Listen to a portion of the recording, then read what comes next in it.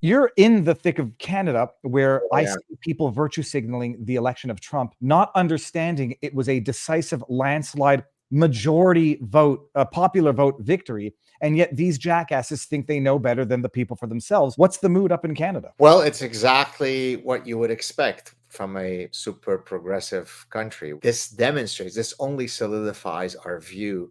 I'm speaking now as the progressive Canadian, not as Gatsat, that our southern neighbors are truly ruled by insane, degenerate, toothless maniacs who sleep with their sisters, right? I mean, what else could explain that Trump would come to? But by the way, yes, of course, I've got a talent to use hyperbolic humor and satire, but what makes that satire so powerful is that it really is a very accurate description. As you said, when I first read my tweet, and you said I wouldn't be able to know if I didn't know you, if it's real or fake, if you're being satirical or not. The kind of hysteria you see, Viva, it offends me to my core. So and again, this is not some misinformed, quote, low information voter that's espousing those positions. Those are my colleagues, many of whom have all of the titles and accolades that you could hope to have. Speaking of which, Gad, I mean, I went down your feed here also. I mean, we come across similar stuff, but this is a real thing, by the way, that you retweeted. You said, in my entire academic career, I have never incorporated political issues into my pedagogic responsibilities. Check this out. What happens if someone in this person's lab was a fervent supporter of Donald Trump? Academia needs to be purged of this ideological rapture. It is a cancer that I've been warning you about for decades. Oh, please read The Parasitic Mind and make sure you get Suicidal Empathy when it comes out for pre-ordering. I will. I got to bring up this tweet that you brought up. I sent this to my lab this morning. This is from academia. This woman, presumably, or man, I don't know who it is, presumably grades other people's papers. And if they know their politics, I would not expect a fair review. This is from what the person wrote to their lab. Hi all. Well, that didn't go well. General population vote. Doesn't matter. That didn't go well. Between the snow and an election result that is, to say the least, incredibly disheartening, please feel free to take a day or two if you need time. I want to say that even though America is terrible and, at least at this moment, doesn't value us or our identities, you are all great people, and I appreciate you all, except those who voted for Trump, for your uniqueness that makes our lab a remarkable group, and we are a better place, we are better people and scientists for it. I am happy that all of you are part of the lab, and I will do everything I can to support our group and you each individually for whatever comes down the line. I will be in today and tomorrow. I am WFH, what does that mean? Working from home on Friday and available for regular meetings. We can complain bitterly and cry together for those who are scheduled today. I don't know if this person's in America or Canada. They talk as though statistically 50% of their lab wouldn't be Trump supporters, which means that there is some ideological purge that this person is banking on in academia. Well, there isn't, by the way. I don't know either if they're in Canada or the US, but it isn't 50-50, right? Because as I provide endless evidence in The Parasitic Mind of studies that have looked at the political affiliation of professors and academia, I mean, across all disciplines, it can vary from 5-1 to 11-1, which is certainly unbelievably lopsided.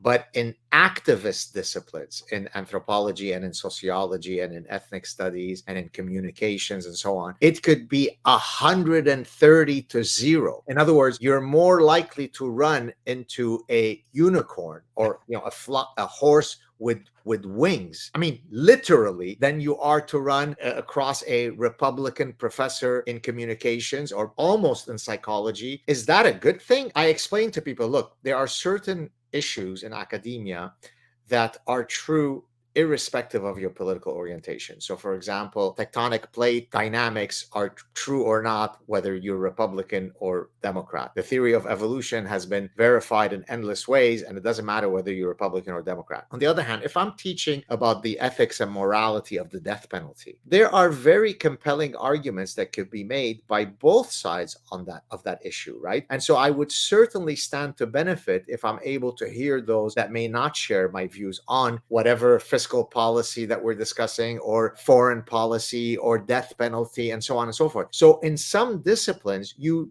genuinely are murdering and raping the pursuit of truth if you presume that there is only one right position to take. And so we are cheating our students and their intellectual development, as this neuroscientist is doing, by presuming that anybody who's in her lab surely must be of the same political opinion. It's grotesque. There was another beautiful one, Gad. I'm not sure if you saw this. When you say like what they think of Americans, this is, well, she's a Democrat strategist, so that's fair enough that she'll be an idiot. White men without college degrees are going to ruin this country. Yes. Yes. I mean, think of Elon Musk. Total uneducated guy who's never done anything in his life, who's the biggest supporter of Trump.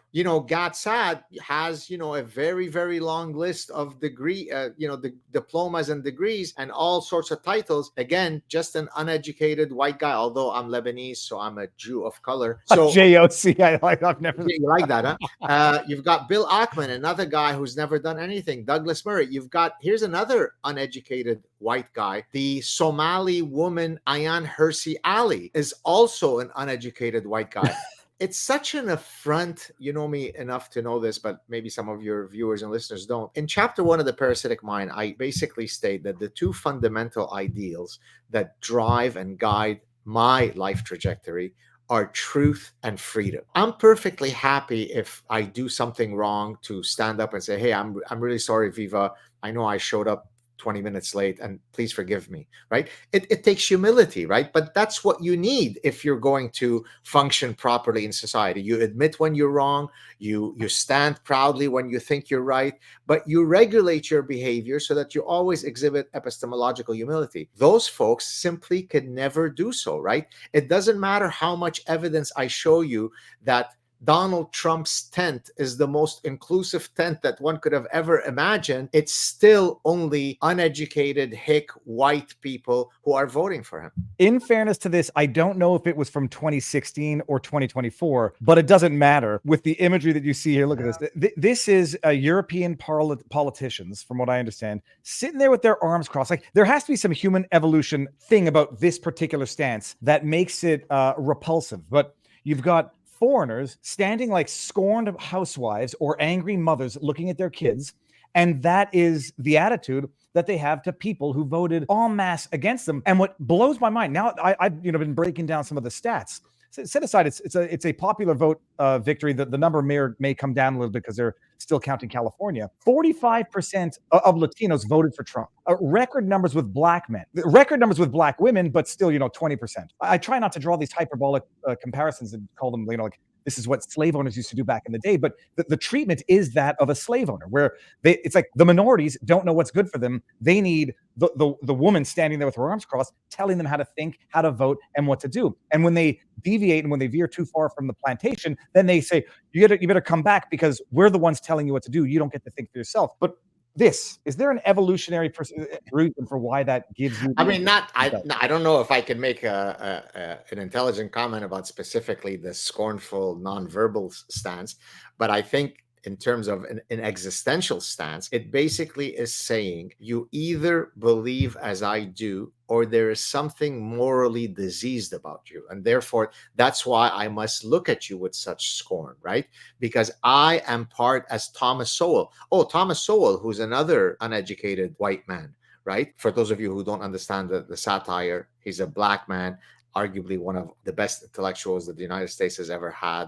He's an economist, but apparently he's a white, uneducated man. He certainly would not be supporting Kamala and her degenerates. That's the reality, and certainly in academia. I mean, that kind of stance is exactly the world that I have inhabited for well over 3 decades. I'll give you a great story. I mean, people learn a lot from storytelling. I mean, I could give you all of the fancy academic stuff, but what sticks is when you back it up with actual vivid narratives. Okay. 2023, I was invited to be one of the plenary speakers at a one-day conference at USC, a prestigious university in Southern California. It was in celebration of, I think, the 10-year anniversary of a particular center at USC.